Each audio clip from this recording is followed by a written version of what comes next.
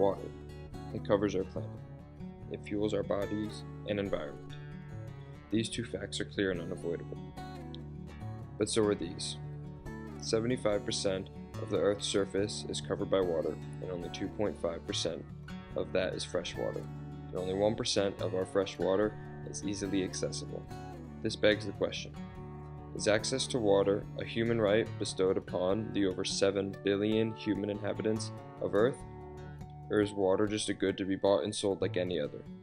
As natural resources become increasingly strained, this is a generation-defining question that has been debated by corporations, economists, human rights advocates, governments, and multinational organizations. Advocates for water being a commodity argue that it fulfills the core problem of economics, satisfying unlimited wants with limited resources, and that our supply of water is clearly limited and should be distributed as a commodity. Those who believe water is a human right believe the opposite. They argue that water is the most essential of all human needs, and nobody should be excluded from the benefit of having access to water. Rights are rights that are believed to belong justifiably to every person. Rights that allow a person to live their life to the fullest without having to worry about trivial violations of their most basic necessities. Many water and human rights specialists argue that water is a human right. It is the most important element in our diet, and we cannot survive without it. Water is essential to keep us clean, healthy, and productive. In 2010, the United States General Assembly drafted and passed a resolution that stated access to clean water, both for sanitation and consumption, is essential to the realization of all human rights.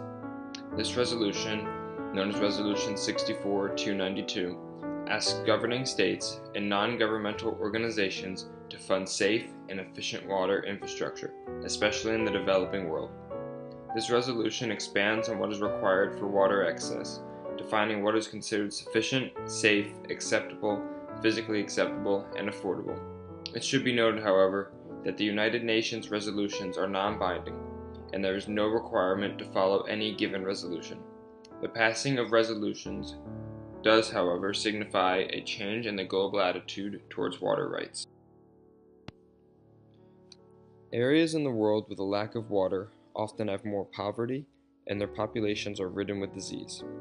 If water were to be treated as a human right, nations and regions who currently suffer greatly can become productive members of the world.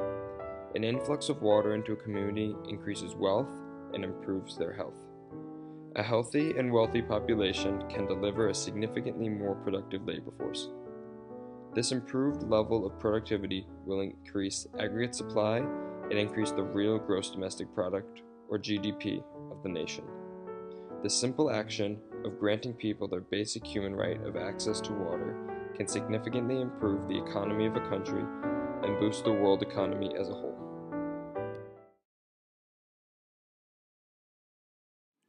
The water industry is controlled by a few major companies that share an oligopoly over the market. Companies include Nestle, Coca-Cola, Pepsi, and Fiji, and each of them have multiple subsidiaries underneath them. Large companies are dependent on each other for pricing and competition. There is little to no product differentiation between the separate water brands. High barriers to entry include large startup costs and political power. Startup costs in the industry include water rights, land rights, pipelines and transportation, processing, and bottling facilities. Political power and influence plays a large role in the purchasing power of water rights, as policies for buying water rights and land vary from state to state. For example, in Maine, municipal water sources are sold on a first-come, first-served basis, while in Texas it is sold to the highest bidder. The water industry is too large to break up because of the current market status, and bottled water remains as a commodity. Demand for water is inelastic, as it is a necessity for survival. Demand is also always constant, as people need drinking water to survive. Thus, supply is also constant, as producers keep producing bottled water to meet demand. The constant demand and supply of water is not going to change, thus keeping water as a commodity. Water starts out as a public good, as technically anybody who has enough money can buy water rights. But due to the current market, the main buyers of water sources are rich companies who control the prices. Companies turn water into a commodity and sell it as a private good, and have made about 160 billion in revenue. As a private good, water has become a rival and excludable good when sold as a commodity. It becomes a rivaled good since water is a non-renewable resource that cannot be consumed again by another person. Bottled water is excludable as it requires the payment of money before it can be used, and only those that can pay can use it. Such a large and important industry with constant demands maintains the demand for bottled water, keeping it as a commodity. Another aspect that makes the water market a commodity is the dual management of the EPA and FDA. The EPA controls public water systems, municipal water sources, and water rights, while the FDA controls the selling of bottled water itself. Water selling companies first deal with the EPA by purchasing water sources and their rights. Then they deal with the FDA in meeting their regulations to sell bottled water. They submit their private testing results of the water quality to the FDA, but there is no independent or third-party testing of the water. The EPA has more authority over water resources and public systems, but the FDA has more regulation to bottle water.